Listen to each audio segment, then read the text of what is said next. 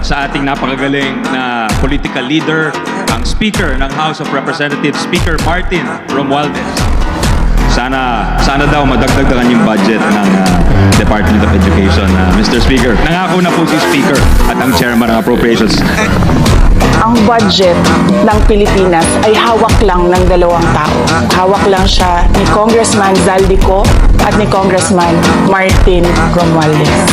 Yan ang katotohanan. Vamos, Pilipinas!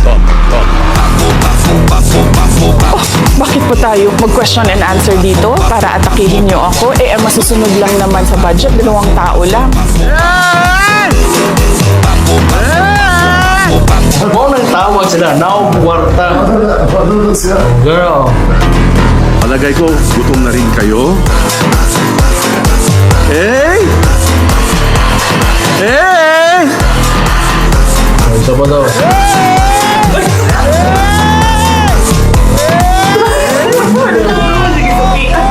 Madam Vice President, it seems that there's this great plan against you talaga to destroy you. Narinig din namin na merong defunding. Narinig din namin na posibleng piso lang ang ibigay na budget sa Office of the Vice President. Handa ako sa Office of the Vice President na magtrabaho kahit walang budget.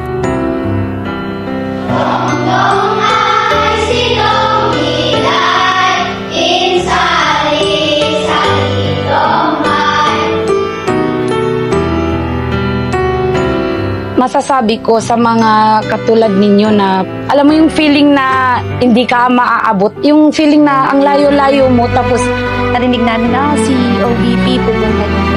Nakatanggap ng wheelchair mula sa tanggapan ng pangalawang Pangulo sa pamamagitan ng Bicol Satellite Office ang 62 years old na si Tatay Edgar. Maraming salamat po na nagkaroon ng office dito sa Bicol. Marami pa ang matulungan nyo. Sa kabuuan, 100 na mga wheelchair na ipinamahagi sa Albay, Camarines Norte, Camarines Sur, Catanduanes, Masbate at Sorsogon. Habang nasa 1,070 naman ang bilang ng mga wheelchair na ipinamahagi sa buong bansa sa pamamagitan ng mga satellite offices at 2 extension offices. Tinungo ng OVP Southern Mindanao ang Barangay Hipol sa Balot Island, Sarangani, Davao Occidental. Kwento ng mga bangkero, delikado at maalon sa pupuntahan namin yung hindi po ito lang upang magbigay ng tulong sa mga bata dito sa Balot Island. Mahigit 1,000 katao na ang natulungan ng opisina.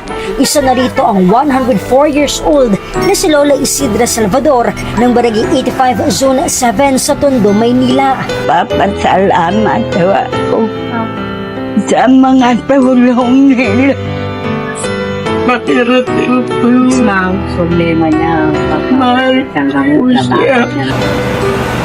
Noong buwan ng Marso, naitala ang ika-1 milyon na pasahero sa Liping Sakay Program ng Office of the Vice President upang masiguro ang kaligtasan ng bawat pasaherong sasakay. Sa OVP bus, mayroong closed circuit television o CCTV ang loob ng bus. Maliban sa mga pasahero, naging daan din ang programa upang makapagbigay ng trabaho sa mga nangangailangan.